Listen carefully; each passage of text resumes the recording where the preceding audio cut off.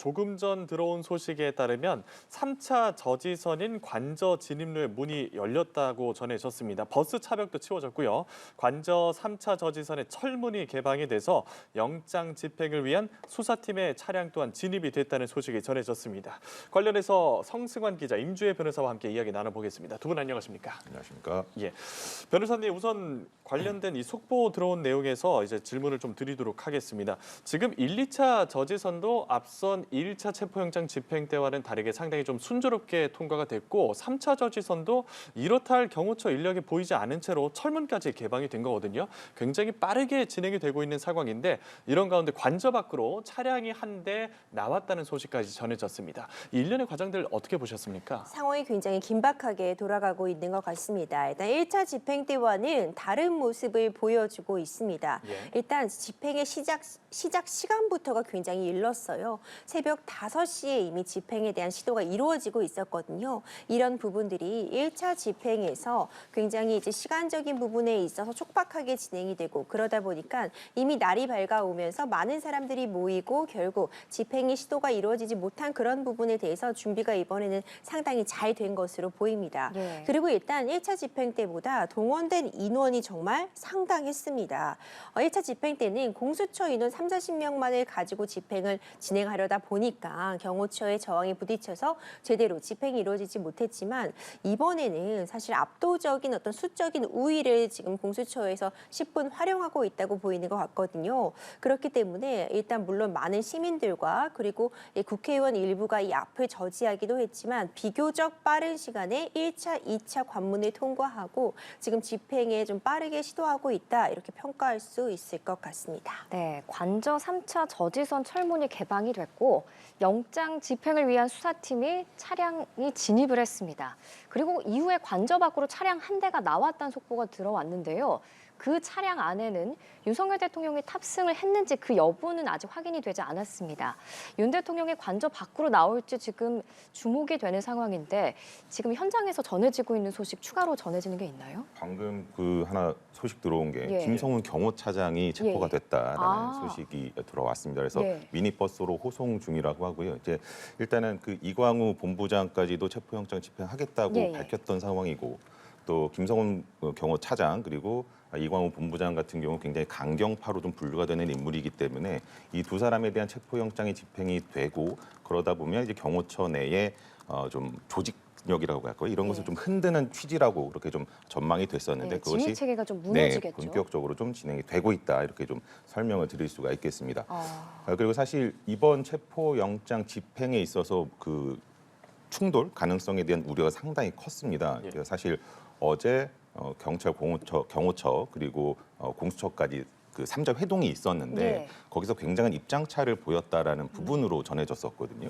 이제 공수처에서는 좀 평화적으로 하다는 데 의견이 모였다고 답변을 기다리고 있다라고 밝혔는데 2시간 뒤에 경호처에서 불법적인 체포영장 집행에는 원리대로 진행하겠다라는 네, 매뉴얼대로 진행하겠다. 그런 식으로 입장이 나오다 보니까 무력 충돌이 있을 수 있는 것 아니냐라는 그런 그 걱정이 나오기도 했습니다만 오늘 진행되는 상황을 지켜봤을 때는 커다란 저항 없이 진행이 되고 있는 것으로 볼 수 예. 있을 것 같습니다. 예, 저희 성승환 기자가 전해드렸듯이 지금 김성훈 경호차장이 체포가 돼서 경찰 버스로 호송 중이라는 속보 다시 한번 말씀드리겠습니다. 여러 가지 전략을 이번에 공수처와 경찰이 2차 체포영장 집행 때 쓸 거라는 예상들이 보도로 나왔는데 첫 번째가 많은 인력을 쓸 거다. 그거는 지금 저희가 실시간 보여드리는 모습으로 확인이 됐고 두 번째가 이제 경호처의 강경파 지휘부를 흔드는 전략도 있을 거다 했는데 속보 전해드린 것처럼 경호차장이 체포가 됐다는 얘기까지 전해졌고요. 그럼 지금 공수처와 경찰의 전략이 지금 적재적소에 적용이 되고 있다 이렇게 볼 수 있을 것 같은데 그러면 법적인 집행에 대한 법적인 정당성이 더 높아질 가능성도 있을까요? 일단 집행을 지금 진행하는 과정을 보자면 공수처에서 어쨌든 예측한 대로 흘러가는 부분은 있는 것 같습니다. 예. 앞서 앵커님께서 말씀 주신 것처럼 일단 압도적인 인원, 이 경찰력이 투입이 됨으로써 원래 체포를 진행할 때요. 한 사람을 체포하려고 한다면 이와 관련해서 체포 집행에 윤석열 관련된 인원 4명 정도가 붙게 되거든요. 예. 이렇게 1대4 정도의 구도를 취하는 것은 안전상의 이유도 있고요. 수적으로 우위를 정함으로써 어떤 저항의 의지를 꺾는 그런 측면도 있다고 볼 수 있거든요. 일단 이렇게 다량의 인원을 투입함으로써 오히려 물리적인 충돌 없이 지금 집행의 단계에 나아가고 있는 부분은 공수처가 준비한 대로 흘러가고 있다고 보이고, 사실 또 김성훈 경호차장, 현재 경호처장을 대행하고 있는 경호차장에 대한 체포영장을 집행하는 부분도 하나의 전략으로서 예측이 가능한 부분이었습니다.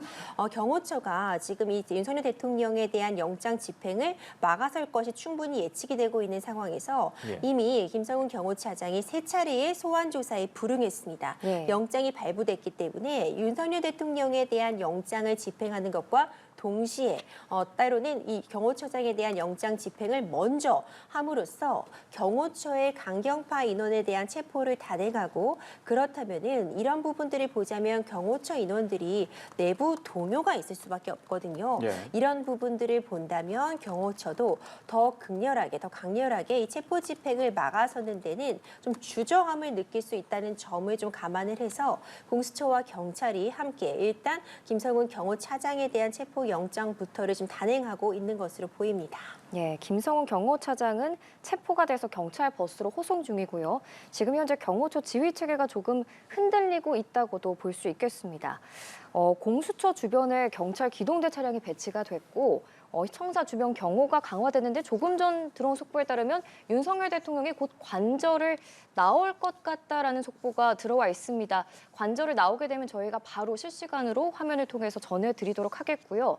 관저를 나오게 돼서 체포가 된다면 바로 공수처 청사로 이동을 하게 되는 건가요, 이제? 그렇죠. 윤석열 대통령이 이제 관저 밖으로 나오게 된다면은 이제 이 부분에 대해서 체포영장을 다시 제시할 것이고요. 그리고 미란다 원칙을 고지하게 되어 있습니다. 예. 이 미란다 원칙이라고 한다면은 지금 변호인의 조력을 받을 권리가 있고 진술을 거부할 수 있다, 이런 내용을 담고 있는데, 관련 법에 따라서 미란다 고지를 하게 되고요. 그 다음에 이제 어떤 방식으로든 호송차 탑승 등을 통해서 과천에 공수처 청사로 이동을 하여서 공수처 수사실에서 수사와 이제 조사를 받게 될 그런 상황으로 보입니다.